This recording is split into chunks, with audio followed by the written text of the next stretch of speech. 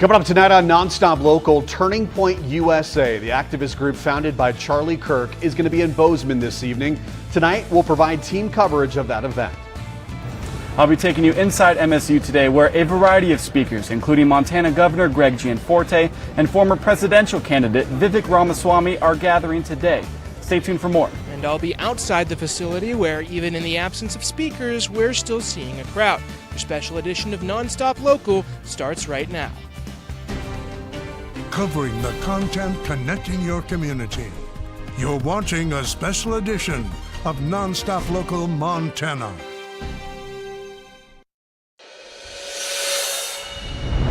Well, good Tuesday evening, everyone. Thanks for joining us tonight right here on NonStop Local. I'm Ben Weinman. It has been almost a month since activist Charlie Kirk was shot and killed. Back on September 10th, Kirk was answering questions during a rally at Utah Valley University when a gunman firing a shot striking him. The shot was fired from a building about 200 yards away. This immediately prompted a manhunt for that gunman, and that led to the capture of a suspect, a 22-year-old man named Tyler Robinson. On September 16th, prosecutors in Utah County charged Robinson with aggravated murder. Right now, he is being held without bail. Prosecutors say they are seeking the death penalty.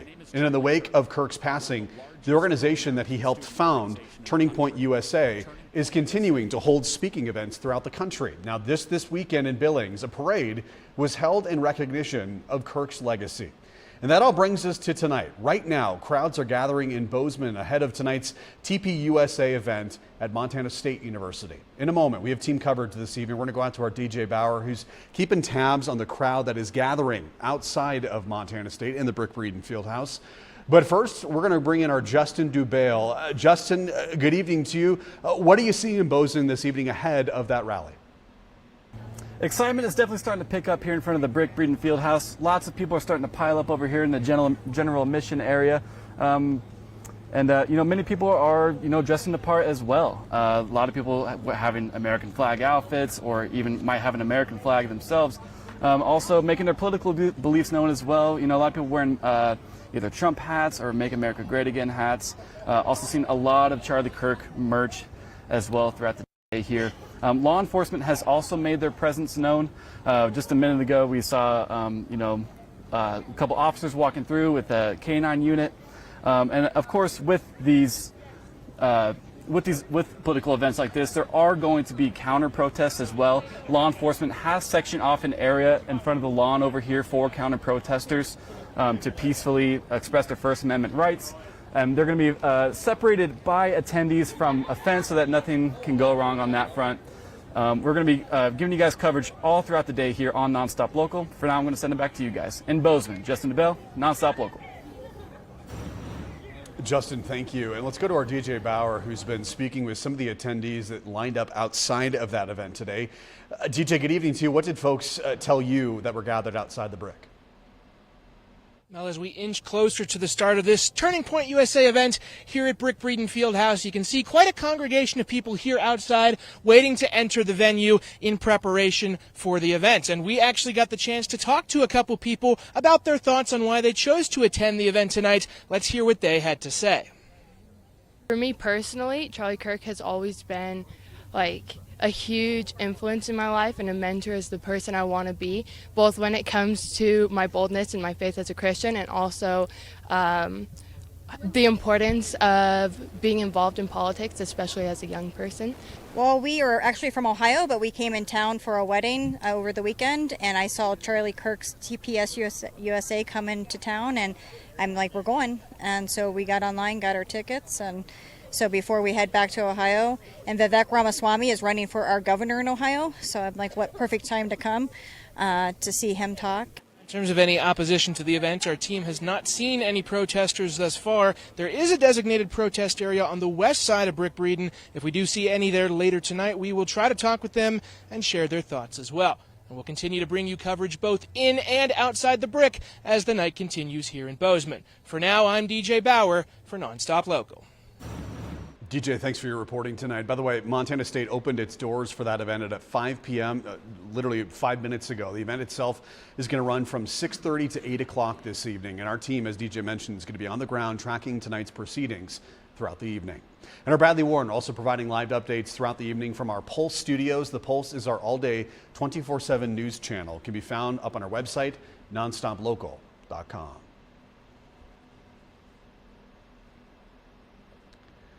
We are now in day 7 of the federal government shutdown, and now that the government has now been defunded for a week, we're seeing a lot of the consequences of that shutdown materializing throughout the United States. In a moment, we'll go out to our Elena Margot, who's reporting on how that shutdown is impacting air travel here in Montana. But first, let's bring in our Bradley Warren joining us from the Pulse Studios this evening. Bradley, good evening to you. You've been on the phone with lawmakers out of Washington, D.C. Has there been any movement today on negotiations?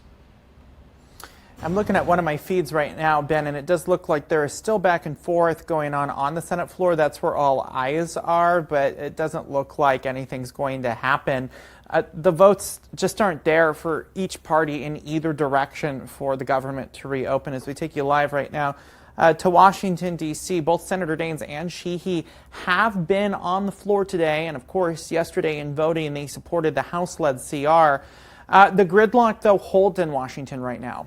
And as we start to see the effects of this, it's multiple airports across the country right now that are the front lines of the shutdown that are experiencing closures due to the lack of air traffic controllers. Chicago, Nashville, and Burbank have all been affected in the last 2 days. These are furloughed employees operating without pay currently, and several of them are not coming into work as a result, either calling out sick or just plain saying they're not coming in. This as a result of the President of the United States hinting today that furloughed employees might not get that paycheck at all. Now, I will note it is against the law for them not to be paid. Earlier today, though, the White House press secretary said that the president would be using revenue from tariffs to support WIC.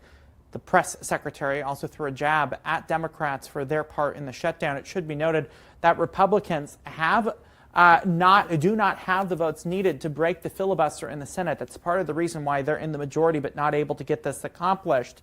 They are still pushing for a clean CR. Democrats say, though, that they need assurances pertaining to affordable health care and subsidies for the Affordable Care Act to take place before they would be able to vote for a clean CR. So they're working right now to prevent premiums from going up. That's where the gridlock on this sits right now. Ben? So Bradley Warren joining us live from the Pulse Studios this evening. Bradley, appreciate reporting tonight. Thank you. And by the way, that shutdown being felt across the country by a lot of flyers tonight. Elena Margot reporting on how the shutdown is hurting air travel both throughout the United States and here in Montana. Elena? Ben, thank you. Although no Montana airport is considered a hub for travelers, we do have several of them across the state filled with government workers in both TSA and air traffic control. October is one of our shoulder season months, so actually this is probably if we were to have something happen like this is a better time than summer. Most of Montana's airports are sailing smoothly into week 2 of the federal government shutdown, but large airports used by Montanans are not. What we really look at is do we see any delays or time at the checkpoint where, it could impact people's trips, and we aren't seeing that at this point. We have not seen any impact here at Bozeman. Fortunately, Denver, for example, has seen delays, and officials say the Burbank Tower outright closed, which forced pilots to coordinate with each other. Staff like air traffic controllers are considered essential. That means they must work, but are not being paid. That's led to large numbers of sick outs and staffing shortages, which contributed to the delays. These impacts could affect Montana down the line if the government shutdown continues. In corresponding with the TSA today, they told me in part, quote, approximately 61,000 of the agency's 64,000 employees are considered accepted or exempt, and TSA will continue operations to keep the traveling public safe, while TSA is preparing to continue screening about 2.5 million passengers a day. The Billings airport told me today that local organizations are hoping to support federal airport workers and their kids during this time. Just today, Family Service has offered to pack meals for TSA and air traffic control workers, and Billings Public Schools also hopes to bring meals to the kids of impacted federal airport workers. So if you're going to be traveling through the friendly skies as this government shutdown continues, the TSA asks for passenger patience, as this could mean increased wait times. Reporting for NonStop Local, I'm Elena Margot. Elena, thank you very much. We'll also be on the big sky tonight, today marking the 2-year anniversary of the Hamas-led October 7th attack on Israel. Those attacks killing about 1,200 people and militants kidnapping around 250 others. By the way, 48 do remain in Gaza to this day.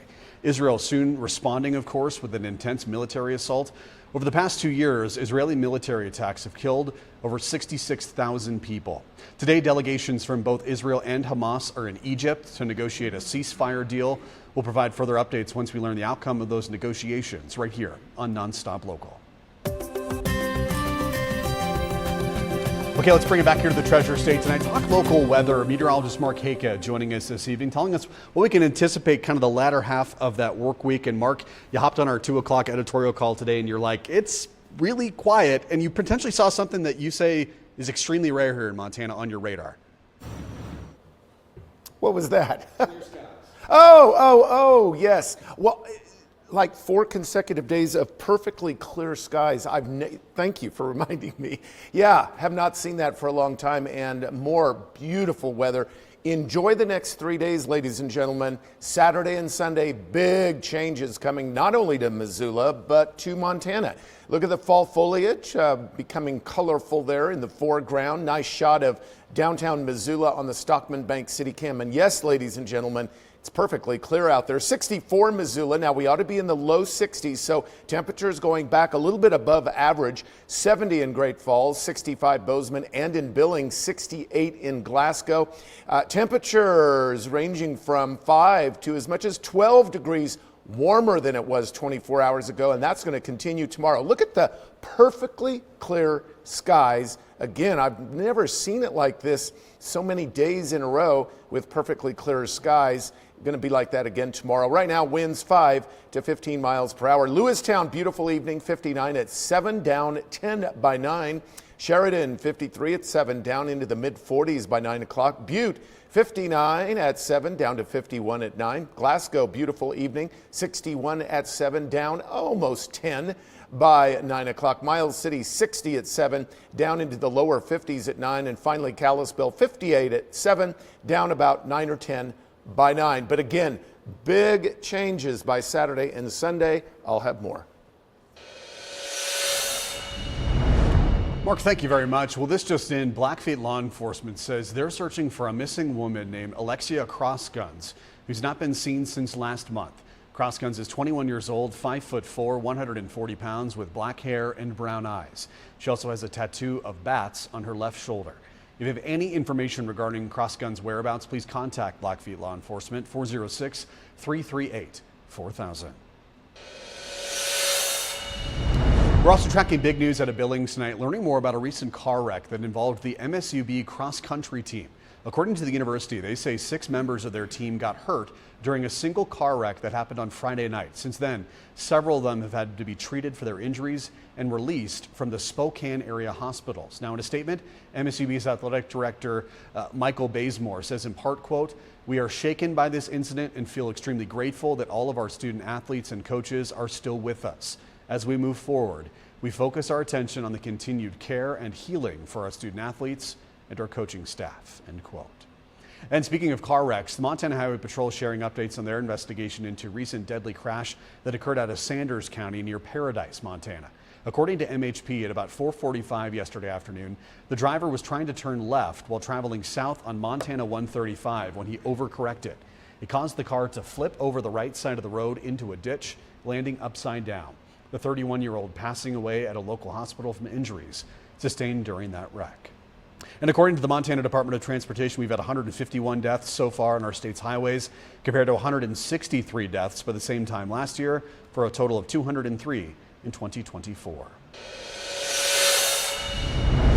New information for you tonight. The Gallatin County Sheriff's Office is sharing more about a recent rescue mission. According to the Sheriff's Office, they say just before 6:30 on the night of September 25th, they got a call reporting that a dirt biker got hurt after falling off a bike near the Swan Creek campground and sustaining a serious leg injury.